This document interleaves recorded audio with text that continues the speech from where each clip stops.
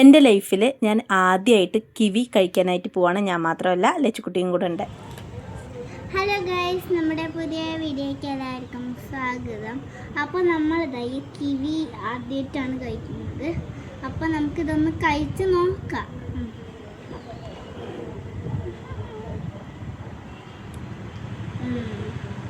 കബൂല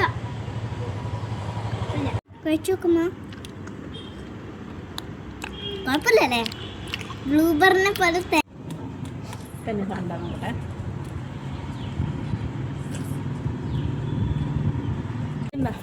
hello guys, നമ്മുടെ പുതിയ വീഡിയോയ്ക്ക് എല്ലാവർക്കും വേഗം ഒരു വീഡിയോ ആണ്.